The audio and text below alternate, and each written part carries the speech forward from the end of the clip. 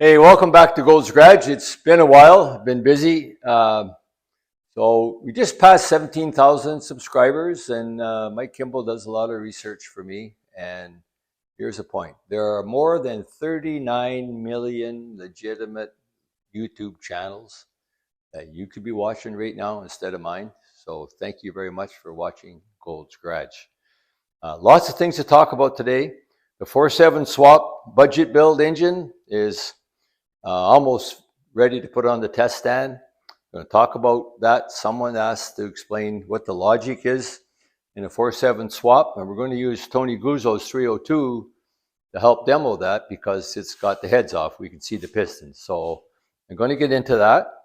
The carb test. Lots of comments. They want to see carb tests. Yes, we are going to use this engine as a test mule.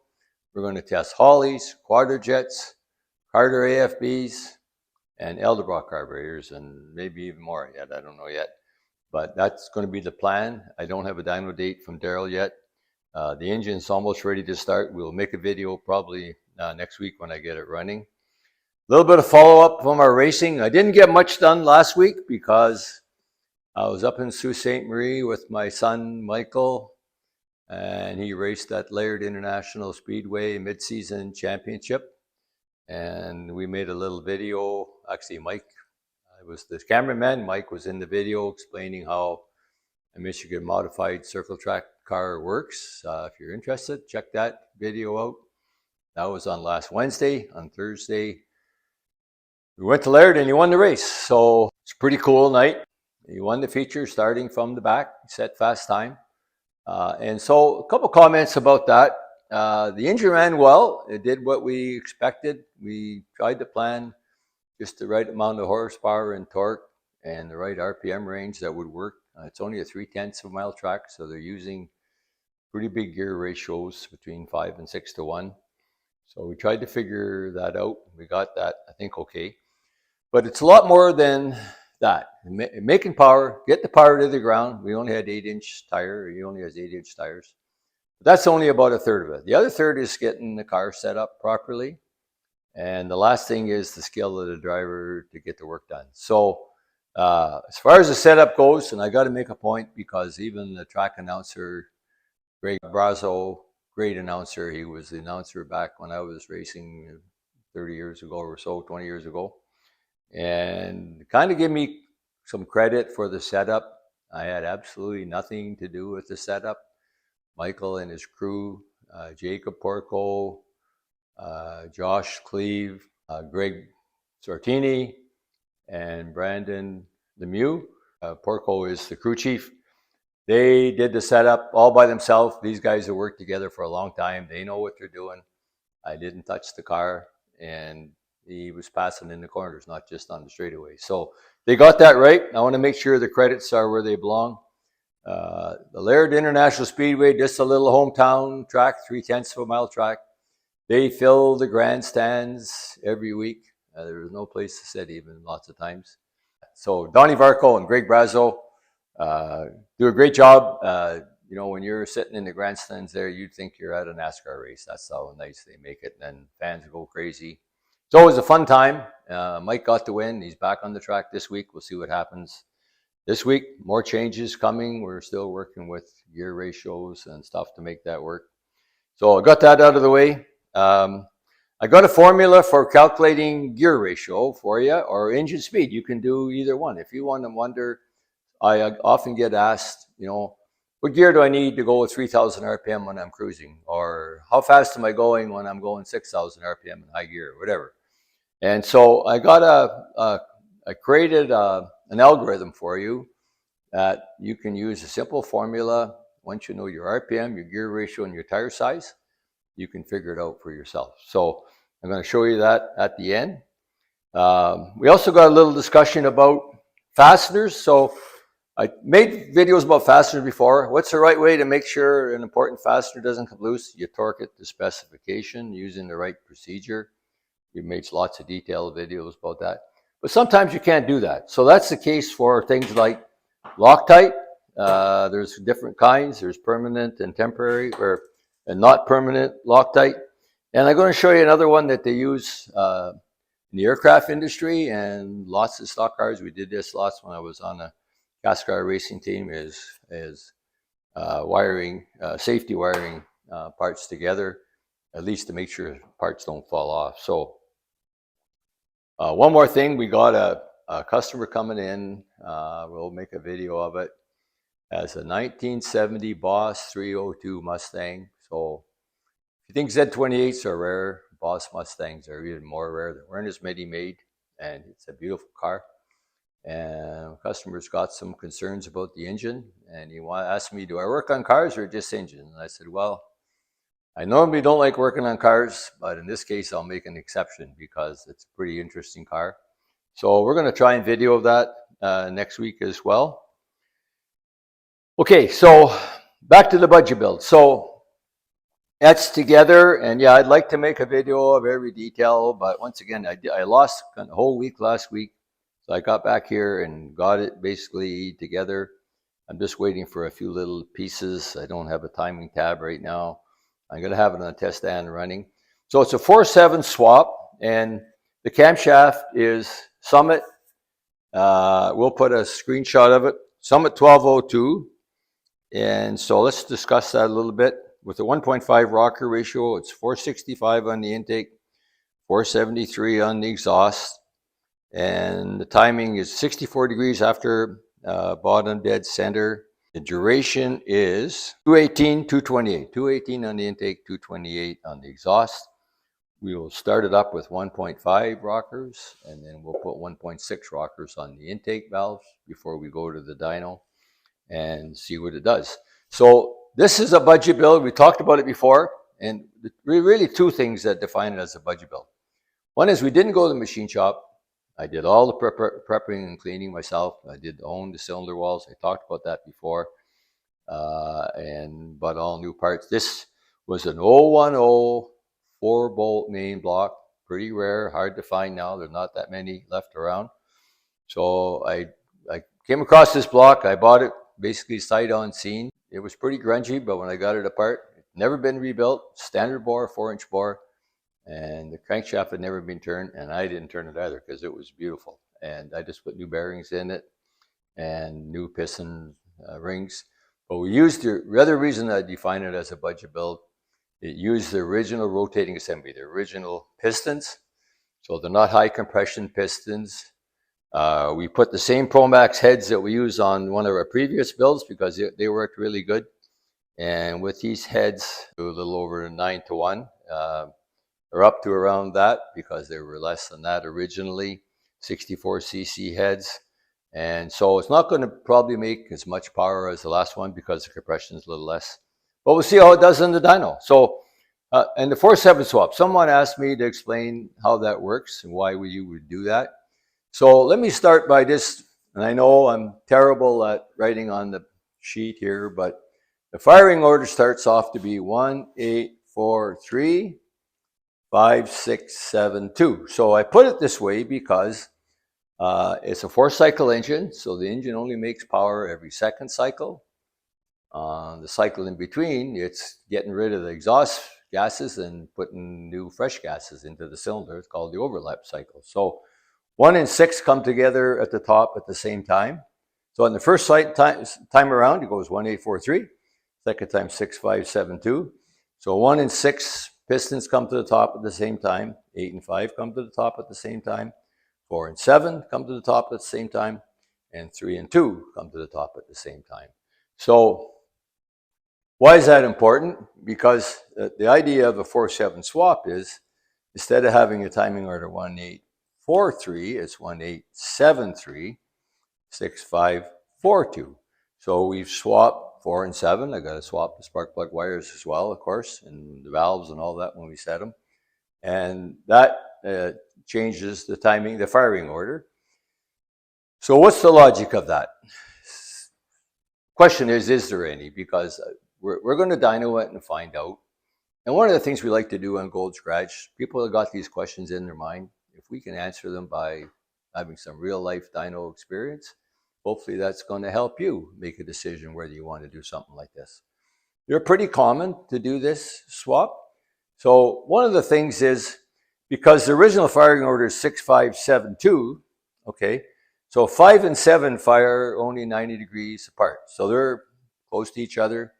And especially on a single plane manifold, there's an issue whether 5 and 7 are kind of sharing the same intake charge because they are so close together, and getting them away from each other would be helpful. But what the heck happens when you do that? Now you got 7 up here, that solves that. Now you got 4 down here, 4 and 2 are beside each other, and they're going to fire 90 degrees apart. So does it help? I don't know, but we thought it would be worth the experiment. At worst case scenario, it doesn't hurt. So let me just show you we're going to use Tony's engine because we don't have any heads on it. The pistons are visible. You can see them. So as you can see, number 4, number 7 pistons come together at the same time. So when number 4 is firing and making power, 4-stroke engine, number 7 is on the overlap cycle. So what's happening? Your intake valve and your intake valve is opening and your exhaust valve is closing, and you're purging out unspent fuel mixture. So when you go around again, and you come back to the same place, okay? Now number 7 is firing, number 4 is exchanging fuel and air mixture. So starting off, when you go to number 1, 1 and 6 come together, and you can see 1 and 6 are both at the top at the same time. So that's kind of the background for a 4-7 swap. We'll see whether it makes any difference or not. That's why we test, and so hope you find that interesting. The carb test, we talked about that. So another thing we did was, I often get asked, what gear ratio do I need to cruise at 3,000 RPM? Or how fast am I going at 7,000 RPM? Or whatever. And this came up because figure out the gear ratio for Michael's race car, picking gear ratios. So he has a quick change rear end, so we can actually change gear ratios. The video that Mike made of it when I was up there shows how to do that, how he does that. We can, with a quick change rear end, we can actually change gear ratios in 5 or 10 minutes. The hardest part of changing the gear ratio is getting the oil back in the rear end, because you got to drain the oil to do it. So before I forget, as I mentioned before, please like and subscribe. 39 million channels, you're watching mine. I appreciate if you're sticking with me. We're pretty happy. Mike did some research. We're somewhere between in the top 2 or 3% based on our recent 17,000 subscribers. But there's video channels that have 1 million subscribers. So where is this going? I don't really know.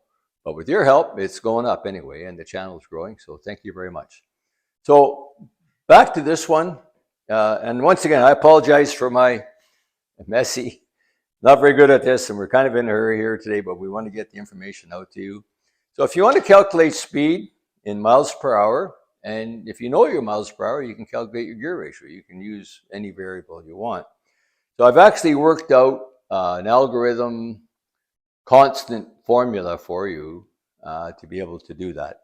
So you need to know, so the formula is RPM times the diameter of your tire. You actually measure your tire, divided by your gear ratio, times a constant that I worked out for you, so you don't have to do that. And if someone wants to know how I got there, I'd be happy to explain it to you. But we thought that might lose some interest if I got dragged into the numbers. Anyway, 0.00297. So I'm going to use my Camaro for an example because I know it, and so it kind of validates the answer. So at 3,000 RPM, so the RPM I'm going to use is 3,000. I measure my tire diameter, not the circumference, the diameter. And that's pretty close, most hot rods. That's a 235 BF Goodrich hot rod radial TA tire on a 15-inch rim. It's 25 inches in diameter, so I use that. And the gear ratio is 3.55. So the speed equals 3,000 divided by the 3.55, because your axle is not turning 3,000, times the 25-inch tire, times 0.0297, and that comes out to 62.8 miles an hour. So you can plug in your own values from your car, whatever RPM you want to use. You know your gear ratio, you know your tire size. Use this constant and you can figure it out. And if you want to work backwards, just start with miles per hour and find the RPM, you can do that too. So when you're looking at changing gears, oh, I got a 350, I think I'll go to a 411. Well, you might not be happy with the RPM you're turning on the highway. Always do your planning. If you understand it, you own it, and you will be much happier if you know what to expect. So hope you found that interesting. So one more thing that I didn't mention, we talked about before. I made videos about fasteners, and we start by saying the only way to make sure an important fastener like a connector rod, bolt, main shaft or main bearing bolt, cylinder head bolt, things like that are properly tightened and it won't come loose is to torque them to specification using the right procedure. So this is not something you can do instead of that, but sometimes you can't do that. And sometimes if you're tightening a bolt into plastic or tightening a bolt into aluminum, a lot of times if you try to torque it to the bolt specification, you will destroy the thread and the aluminum. So you got to be careful about that, but you still don't want it to come loose. So there's a number of products. Loctite is one, and you're probably pretty familiar with it. I kind of think about Loctite as kind of the belt and suspender idea, because the tightening should hold it for you. We were down in North Carolina. Brian actually told me that he's working building NASCAR engines for 40 years. For a while there, they were even using Loctite on connector rod bearing bolts in NASCAR. That's, if you're depending on Loctite to hold your connector rod together, you're in serious trouble. So anyway, but it is a good way, and there's different versions. I'm just holding a couple. This is actually a Permatex product that I use, and I still use it for various things. This because it makes me feel good, I guess. But this is permanent, so the idea of this, when you tighten it, you're not going to take it off again, at least not without some difficulty.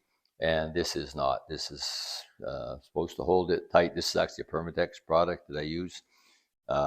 And I've been using it on a camshaft connection to the sprocket and flywheel bolts. A few other places like that. Do you need it? Probably not. So, but if you want to make have that warm sleep at night feeling and you feel comfortable about it, that's something that you can look into. There's one other way that we used when I was on a CASCAR team a few years ago, or quite a few years ago, I guess. And it came from the airplane industry, aircraft industry, I guess. And it's used in stock cars a lot of times. And once again, this won't stop a bolt from coming loose, but it'll stop it from falling off. So one of the things is safety wiring. So I drilled this bolt just to give you a little sample of it. So you can buy the safety wire from All Star Performance. I've had this for a long time, as you can see. I'm going to give you a quick demo of it. So what they typically do, one of the things we used to do is brake rotors. We used to safety wire all the brake rotor bolts. I don't know, probably a dozen bolts in a brake rotor. And just to make sure they don't come loose, because they're subjected to a lot of heat. So the bolt head has to be drilled. There's some way to attach it. So I drilled this 1/2-inch bolt for you to show. And you connect the safety wire to whatever it goes into, okay? In this case, you would go all the way around the rotor, connecting all the bolts together. And then to get to the end, you have to have a way to make it nice and neat, right? So just to show you, this is a pretty cool tool. And when we raced Pro Late model back a few years ago, when Mike was racing, we did safety wire a lot of things. Let me just get it started. Okay. So we just clamp that like so. And when you pull on it, it makes a nice, neat vinyl connection, and you make sure that it's not going to come loose on you. So, and take that off, cut most of it off. And that's just one way to wire something that you want to make sure it doesn't fall off. I think in the aircraft industry, a lot of things, they didn't want it to fall off and land on somebody. So they safety wired a lot of things together. It was pretty common practice. So that's about it for today. What have we covered? We covered the 4.7 swap. Any more questions about that? Let us know. We'll tell you when we get to the dyno. We'll do the carb test. Followed up on the racing. We'll be racing again. Mike will be racing again tomorrow night. I'm not going to be there. And gear ratio formula. I think I got it covered. Please like and subscribe. Thank you for watching Gold's Garage.